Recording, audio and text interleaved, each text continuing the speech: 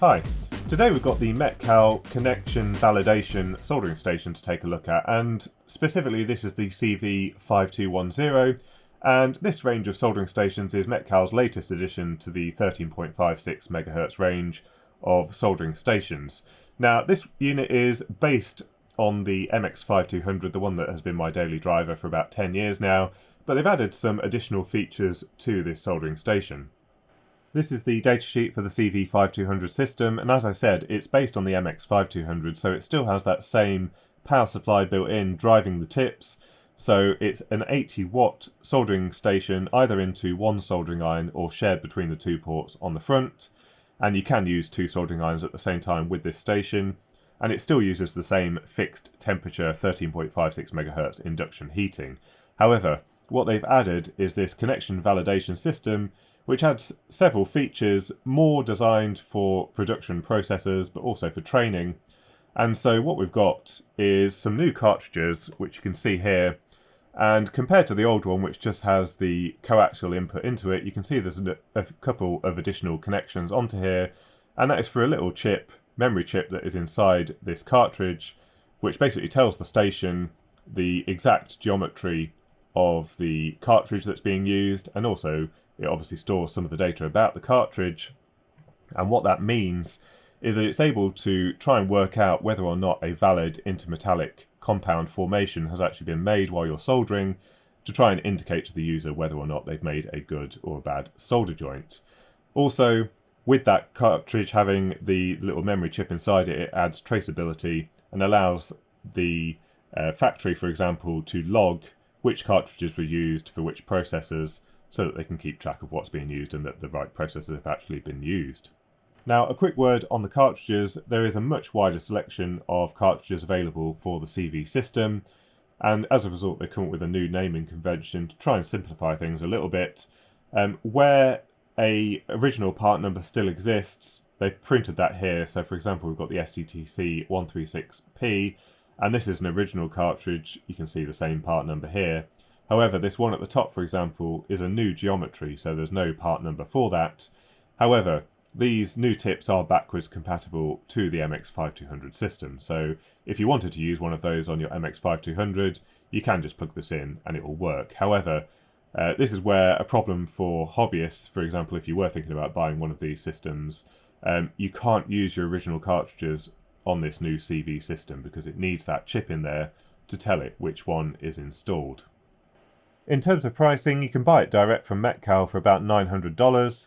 There is a lower powered version, the 40 watt version, for $665, and then you can buy the two power supplies separately.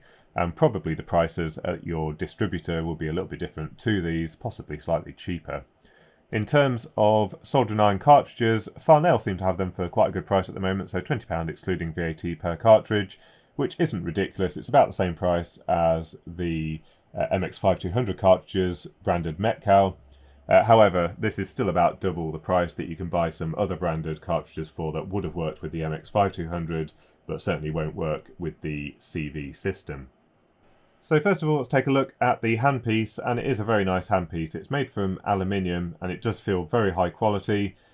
We've got the little LED ring, as mentioned before, with a little PCB here. You can see some of the LEDs which illuminates this when it thinks a good solder joint has been made, and it does feel quite good in the hand. I've been using this quite a lot over the past month or two to get a feel for this soldering station, and it does work pretty much the same as you would expect as the MX5200. However, there are some subtle differences. So as a result of having this PCB at the end here, on the advanced handpiece for the MX5200 you can actually change the grip. So if this gets worn down, you can replace it and it just unscrews. However, on the new handpiece, you can't actually change that out at the moment. So presumably because there's a PCB there and the wires are running down inside it, so there's no way to just unscrew that. Also, what you'll notice is the handpiece is actually very slightly thicker. However, it doesn't feel really any different. It's just very slightly chunkier. And then also the cable is a little bit different. So this is just a coax cable. It's a little bit thinner, I think, than this one.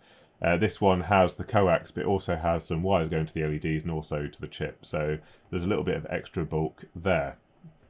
Now also, you probably saw on the soldering station there's an additional connector. So as before, we've got the standard RF connector which is providing the RF power to the cartridge. However, we've got this little mini DIN connector which is illuminating the LEDs and also reading the data to and from that memory chip that's inside the cartridge. To change the cartridge while the cartridge is hot, it does come with one of these silicone rubber pads, and you can just pull the cartridge out, put it into the stand, and then pick up the new one and insert it straight back into the handpiece. And it does support the hot swapping, so once you've swapped it, it will pick up that a new cartridge has been installed, and then after a moment or two it will start applying power. So if you do insert this by hand, you can insert it and not worry that your fingers are going to get burnt the moment it makes contact. It gives you several seconds there before it starts applying power to the tip. There's also two other handpieces that you can use with this system. So there's the high power handpiece, coloured red. We'll take a look at this in the next video, which supports the new higher power cartridges. And then I don't have the other one, but I do have it for my MX5200. So there's an ultra fine handpiece as well, which is really quite small, designed for these really tiny tips. And the only difference really, again, is that it's got this coloured ring on the one designed for the CV system. And onto the Handpiece Stand, and the design of this hasn't changed since the MX5200 system, so it's exactly the same. We've got the area at the front for the sponge, then we've got the area for the brass wool here. And some of the new stands I've noticed have a kind of silicone membrane over the front with a little orifice for you to stick the tip in. That's designed to stop bits of solder splashing everywhere, but because this area is actually really quite deep, you can really poke the soldering iron into there and not worry about solder flicking everywhere. And then we've got the area for the actual soldering iron, which works quite nicely. However, what you will notice sometimes is the tip wants to stick to the sides, and that's because there is a magnet in the stand, and that directly affects the Curie point of the heating element and inherently provides sort of a sleep mode. So once it's in the stand, the temperature drops down as a result of those magnets changing the Curie point of the heating element. The soldering station itself does have a standby mode, so that when it's been in the cradle for so long, then it'll actually turn off the heating element. You can adjust the angle of the iron, so you can undo these two knobs and you can adjust the iron here. And then we've got areas for cartridges to sit at the back here. Now, my only complaint about this stand is these really crappy feet. A real problem that I always find, I've got 4 of these stands already for the tweezers, the desoldering gun, and for the 2 handpieces I've got for the MX5200. And it's got these little sticky feet, and these just slide off all the time, and you end up with a cradle that wobbles all over the place. So it's a real shame that they haven't got some of the feet that either mount into some holes or that screw in or something like that, because these really irritate me. After a few warm days, you'll notice that it doesn't sit flat on the desk, and you'll find that these have slid over here somewhere and don't work in the right place. So that's my only criticism of the stand. Other than that, it's pretty heavyweight and certainly doesn't go anywhere when you're using it. And then we have the actual control system for it, the power supply, and this really is quite a beast. It's very, very heavyweight, completely made from metal. It's got the Metcal orange painted front, which seems to be a new thing on all of their new soldering stations.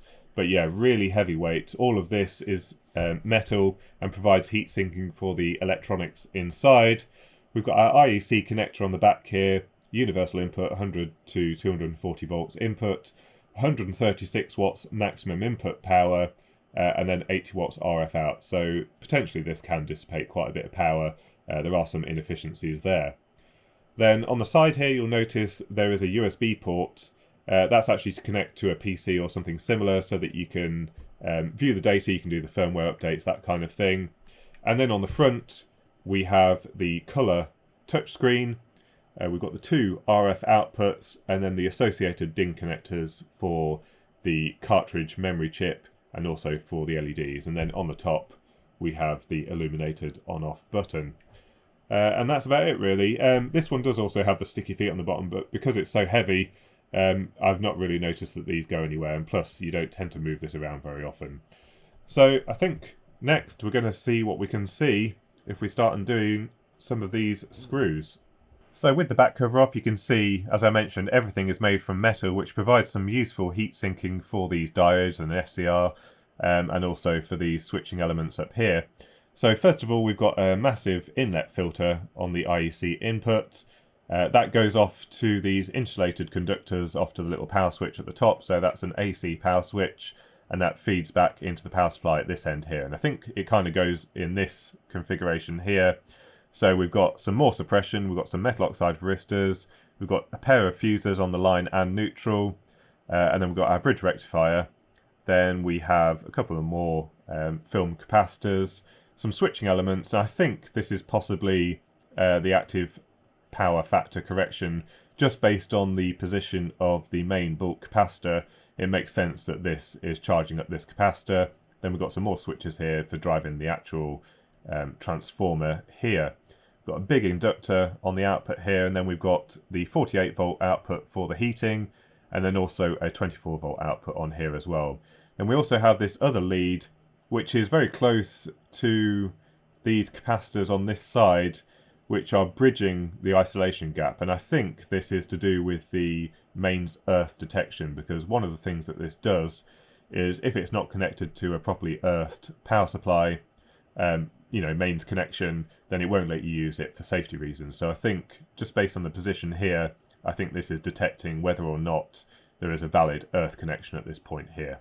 And then inside the back of the front of the unit, if that makes sense, we've got the PCB here, and this is the one that does actually all of the control and also supplies the RF power to the heating element. So you can see this big bit of metal here. This is all attached to the main chassis. This is providing heat sinking for the switching elements that are doing the switching at 13.56 megahertz at the front. You can just about see in there. So up here is the USB connector. That's just connecting to a standard FTDI chip. So they're not using the microcontroller that is driving the front panel for any of the USB activities.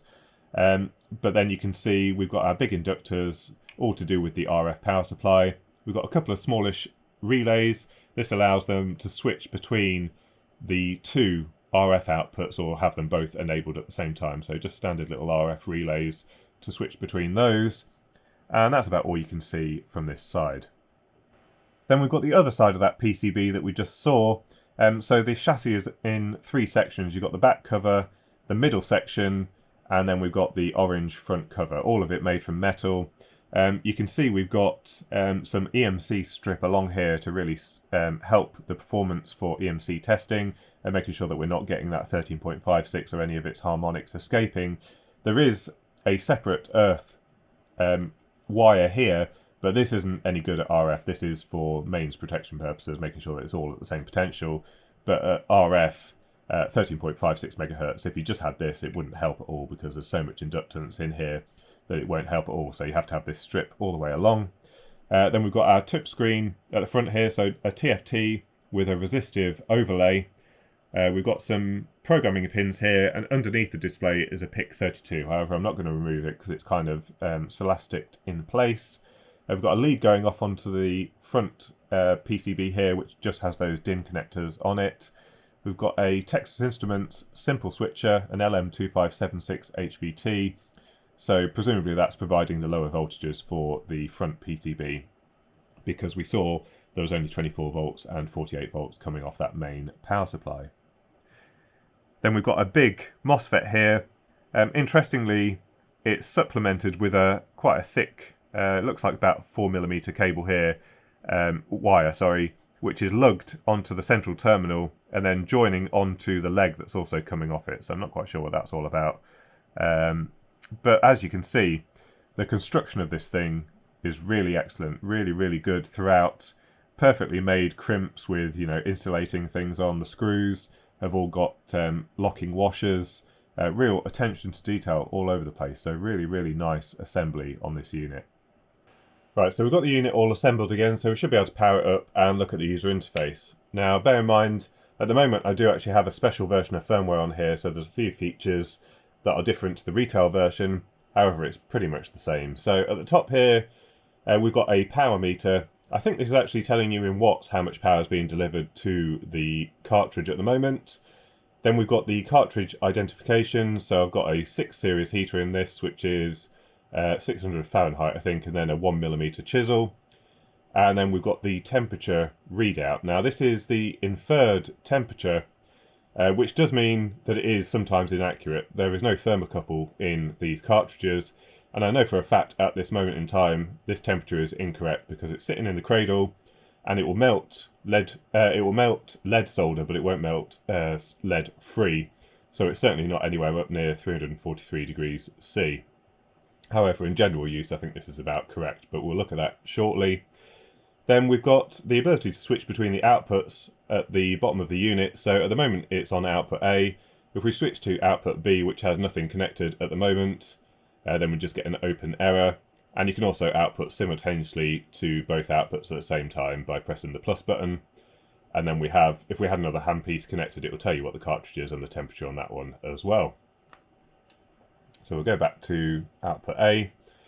And then we've got a graphing function which allows you to see what the power delivered into the solder joint looks like each time that you do a solder joint.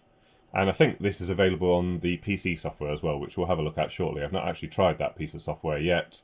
Then we've got some counters. I think these are how many joints have been made so far with this system. So let's have a look at the settings menu. And first of all, we've got a feature which isn't on the retail version. So this is just a timer in seconds for how long you have to make a successful solder joint from when it first detects a solder event. So at the moment it's set to 3 seconds. We can take this up to 8 seconds. This is something that I'm just trying out. Then here we have a list of cartridges which is approved for use with this station. So for example, if you're using this on a production floor, your station is dedicated to a particular PCB and the process has been validated for, say, 3 or 4 different cartridges. You can just program that list in here, lock the settings so the user can't change it, and then only those 4 types of cartridge can be used with the system. If you insert an invalid cartridge, then it won't let you use it. And then we've got the sleep timer, so the amount of time before it goes into sleep mode, turning off the heater after a period of inactivity. Then I think this is another one of the new features, which is the amount of time before you are forced to clean the solder tip. So if we go in here, you can set the time in seconds, I think it is, before it tells you should be cleaning the solder tip. Again, something for process control. Then we can change the units between Fahrenheit and degrees C, or turn off the temperature readout altogether. We can also turn off the tones or turn off the LEDs on the handpiece for the connection validation. And you can also just turn off that CV feature altogether and just use it exactly as you would do the MX5200. In this mode, then you just have a nice display, and that's about it really. Then we have the ability to set various users and their passwords. We just have a little note that this system doesn't need calibration because the cartridges control the temperature. And then we have the actual lock where specific users can lock this system and then prevent anyone from tampering with the settings. So that's all there is to the system. There is some PC software as well, which I've never looked at before, so we'll try loading that up and see how that works. Right, so while the PC software is installing, I thought we'd just look at this temperature mismatch. So it's sitting in the cradle, and you can see we can actually melt lead solder quite happily on the tip. However, if we put the thermocouple on here, I think we read a substantially different temperature to what's being displayed on the screen. So, yeah, about 230 degrees C or something like that. Once we take it out of the handpiece, we see the power meter go right up, and then it suddenly corrects the temperature, and we're reading much closer to what we're supposed to. We'll measure the temperature properly, but I just thought it was interesting. Sometimes it does actually pick up that it's in the cradle for some reason and drops the temperature quite quickly. Other times it takes several minutes before it starts displaying a more realistic temperature. Okay, so let's have a look at the temperature calibration. So at the moment we have a 7 series cartridge in it. On the front of the unit it's reading 399 degrees C, and what I've tended to notice with all of the cartridges, they read a little bit under what they're supposed to be. So let's have a look what the tip thermometer actually says.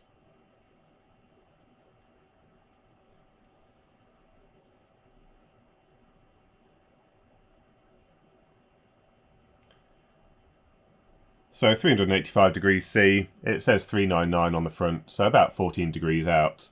Let's also have a quick look at the thermal recovery. So let's heat that up again.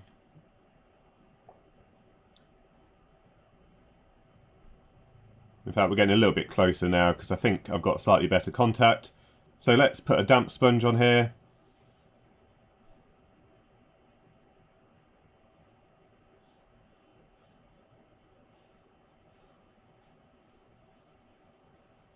So right on the tip, we're hardly seeing any difference in the temperature change there. Just a couple of degrees C. And yeah, as expected, absolutely no overshoot. I don't actually think overshoot is possible with these cartridges, just by nature of how they work. Let's put loads of water on there. And shoots right back up. Absolutely no problem with the overshoot or anything like that. So that looks pretty good. Right, so we've got the software up and it looks like it's designed to supplement the functionality of what the front panel is showing. So for example, if I wipe the tip on a wet sponge and try and trigger the CV system, it does start to plot the graph and then show you where something failed. So maybe while we're doing a bit of test soldering in a minute, we'll leave this up in the corner where we can see what the actual system is trying to do. So before we do any soldering, I thought it might be quite interesting to have a think about what they're actually doing with this system. So we have this cartridge here, which doesn't have any means for measuring the temperature directly. All we've got is the RF power being delivered, which the system can measure. And then we've got the memory chip inside it, which has the part number for the cartridge. So it knows the size of the tip. It knows the temperature that it's designed to reach. And then it probably has a whole bunch of other program features. So they probably tested this at various temperatures under various loads and programmed all of that detail in. And then separate to the cartridge itself, there is a measure for how good a solder joint is. So when you do a solder joint, it forms an IMC, which is basically the compound thickness between the solder and the various bits of metal involved in your solder joint. And this is a graph for a reflow oven. I didn't find one for hand soldering, but basically as the amount of time increases with that heat applied, the thickness of the IMC will increase. And because they know the size of the tip, they also know the size of the solder joint that is being performed. It is quite important that you choose the right size cartridge for the solder joint that you're making, although you can probably get away with a small cartridge like this for a big solder joint. If you were just doing it by hand and allowing yourself that extra time. For a proper solder joint, it needs to be done in the right amount of time, so you need to size this accordingly. So they know the amount of, they know the size of the solder joint that you're trying to make, and therefore they know what size or thickness the IMC should be. So they've got all of that information that they need to work out whether or not you've made a good solder joint. And although they don't have the ability to measure temperature, they can probably work out what's going on in terms of power. So what actually happens when you do a solder joint is, this is a Series 7 cartridge, for example, so I think that means it's sitting at 700 Fahrenheit, and it will just be idle at 700 Fahrenheit until the point where you touch it onto your solder joint and start applying solder. And that's when you'll suddenly see a drop in temperature, which is unavoidable with any type of system. So we'll see that dropping, and then at some point later it will reach some kind of equilibrium, and then around this point is where the solder is liquidous, and that's where it's forming this IMC. Then we'll see this temperature slowly rising as the temperature starts to increase because we're delivering power into that solder joint, and then you remove the soldering iron and it jumps right back up to the original idle temperature. Now, as I said, they can't measure temperature directly, but we can infer temperature from power probably. So we know it was reading about 10 watts, I think it is, on the display, and it's sitting there. And then when it sees that drop in temperature, it's delivering more power. So we see that shoot right up. We saw it when I lifted it out of the cradle a moment ago. It will shoot right up, and then it will start to drop down again, and then it's starting to reach thermal equilibrium, and the amount of power being delivered is dropping. And then at this point here, then it drops right back down. It probably undershoots a little bit and then returns back to that 10. So from here, they know when the solder event starts, they know when the solder is liquidous, and they know how long we've had for the IMC formation, and then they know when the actual solder event was completely completed because you've removed the tip from the soldering iron. So from that, they can work out how thick the IMC is and whether or not that was a good or not solder joint. So now we'll do a bit of soldering with this system and see what the results are. Now, some of you may remember this PCB. This is a lighting project which I started a couple of years ago. I had the PCBs made at JLCPCB, and this was started off as a simple dimmer module to allow some smart methods of dimming lights. And I did actually have a PCB that I made up, and I've kind of jerry-rigged it in place, and it sat there for 2 years, which is a very dangerous thing. You get something working enough, and then you just forget about it. And what I've decided to do is revisit this project and actually build it up properly so that I can use it in more rooms in the house, because it's actually working really well. So I had this PCB made at JLCPCB. You'll notice it's green this time rather than blue, because I actually had most of the parts assembled at JLCPCB, because I have actually got 10 of these boards to make up. The only parts that I'm soldering are the micro, these two chips here, the opto couplers, and then all of these through-hole parts, which we're going to try and solder today with the CV system. Right, so we've got a 2.5mm solder tip installed in the soldering iron, and I think this looks about the right size for these solder joints.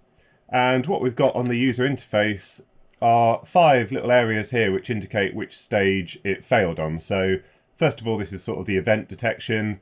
Then we've got the liquidus detection here, so that it's detected that the solder is starting to flow, the IMC formation, and then whether or not the solder joint itself passed or not. Now, it does appear to be extremely sensitive to your soldering technique, so it does take a few goes to get it correct. Basically, you need to feed the solder right into the joint where the iron is, and then bring the solder around and start feeding solder into the pool. So let's see if we can get it to work.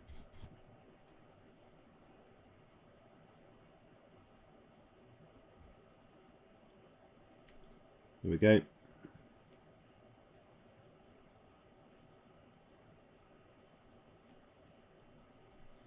So that one failed on the liquidus detection, and I accidentally fed the solder into the wrong part at the start of that joint. Let's try again.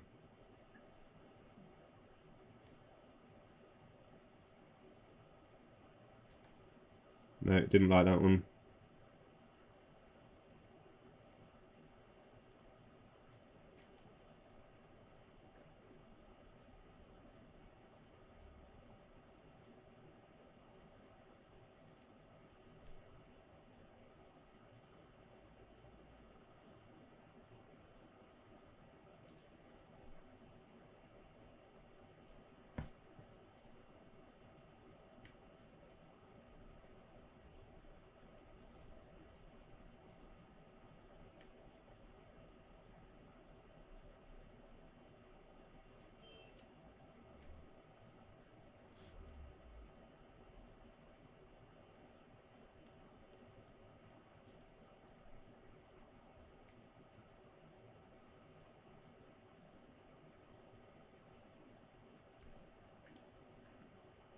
There we go.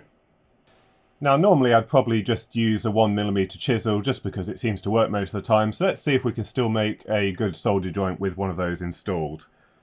So give the tip a clean. And let's try doing the same thing.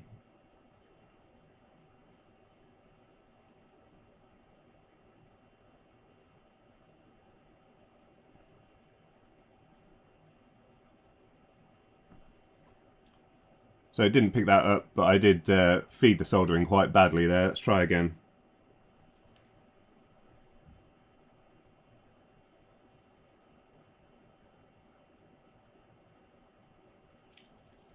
Yep.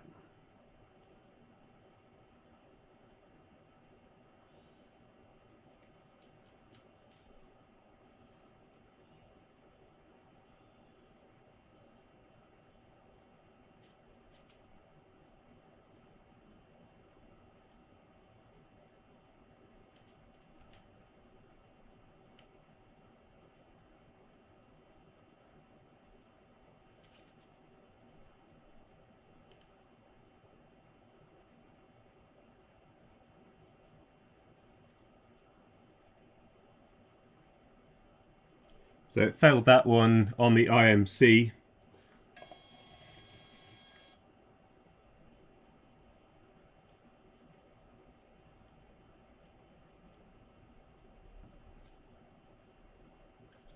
and that one was fine as well. Next up we'll try soldering one of these little 7-segment displays in. It doesn't have much thermal mass, so let's see how it behaves with this. So we may need to drop to a smaller tip, but let's see if we can get it to work on here.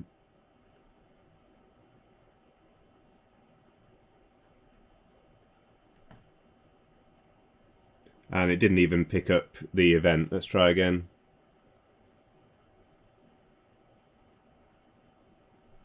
No, so we swap it out for a smaller tip.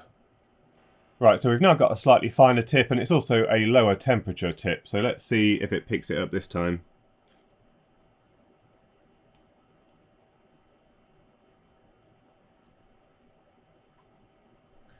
No, nothing on that.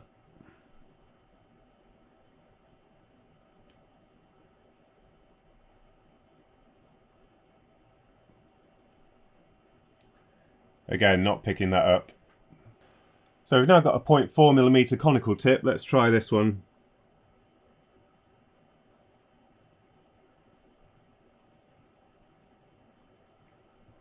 And it did pick that one up.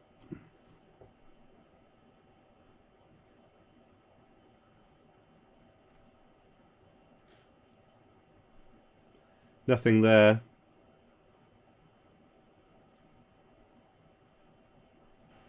No, I think there's just not enough thermal mass here for it to detect it from the background noise of just being in ambient. Right, so we've got some standard pin headers here. It should be able to detect this, so let's try doing a bit of soldering here.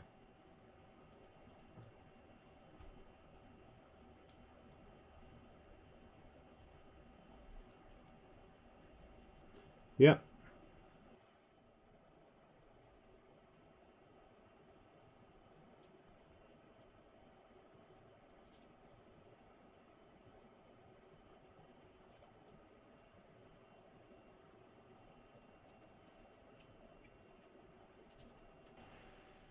Now I'm not sure whether it needs time to reset after it's showing the green light, so we'll try speeding things up a little bit.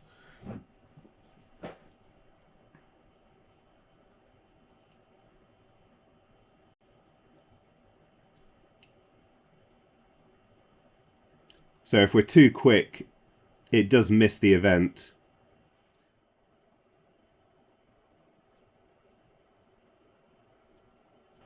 However, as mentioned on this piece of firmware, I do have the ability to tweak that number.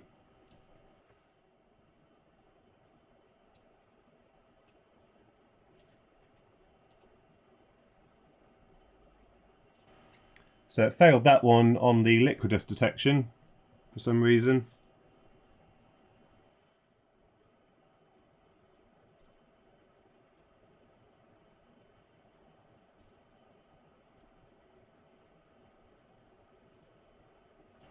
And the last one.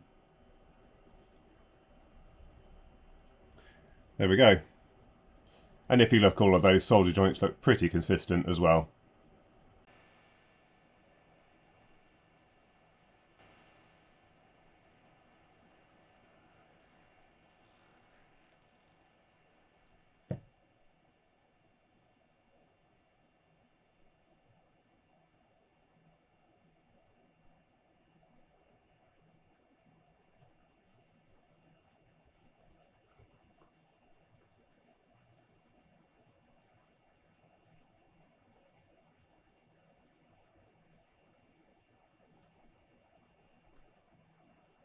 So as you saw, performance there basically identical to the MX5200 system, which is exactly what you'd expect. I'm using the same type of cartridge. This is based off the same power supply, so it should behave very, very similarly. Now, in the next video, we're going to look at the red handpiece, which is designed for higher thermal demand loads. And we've got some bigger cartridges, so we'll see if it's possible to improve on this any further. Although we are heating up that coin extremely quickly, I don't know whether we will see any difference there, or whether we'll need to use a different test to see that additional performance.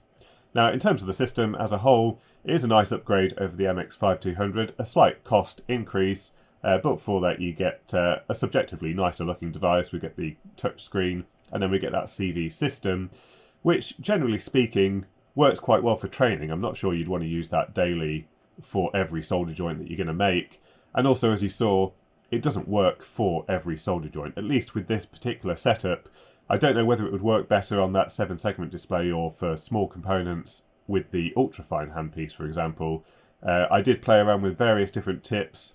This small 0.4mm conical tip is the smallest one that I have for this system, and it still wouldn't pick that up. So it's probably not designed for that anyway. I think it's more designed for through-hole soldering, where you can't see the entirety of the joint that you're trying to make. With surface mount soldering, you can see pretty much everything.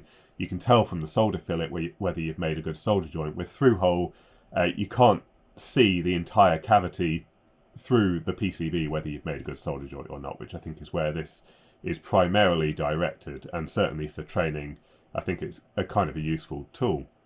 For hobbyist use, it's probably a bit of a gimmick to have that additional functionality, but certainly it works quite nicely, and it may teach you some better soldering habits. As I said, it does mean that you have to be very precise with your application of the solder, and therefore it did highlight to me when I first started using this system that perhaps my soldering technique wasn't absolutely perfect, and hopefully now I've improved that a little bit to give us more success rate with this system.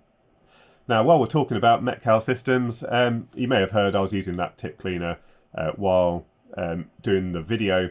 I did say I'd do sort of follow up on this tip cleaner, and generally speaking, it works quite nicely, and it is collecting the solder quite well in the bottom section here. It doesn't seem to be flicking it up like that cheaper version.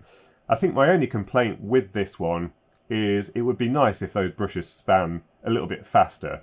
On the Yahoo one, and I think also on the JBC, for example, it spins that much quicker that when you put the tip just touching the bristles, it'll flick the solder off and pull it off without having to physically shove the entire tip in the bristles. Now with this one, you do need to stick it in there, and I would be concerned that it is going to wear away the plating on the tip with extended use, but I'll be the guinea pig on that, and we'll keep trying to use it and seeing if we cause any damage to these tips. But it does work quite nicely, and I do like the fact that it only works with metallic objects that you're sticking in here rather than accidentally sticking your fingers in or something else. Anyway, so as I said, I'll follow up with the other handpiece shortly, and then we'll probably do another video in the future with how I've got on with it when I've finished soldering all of those project PCBs up.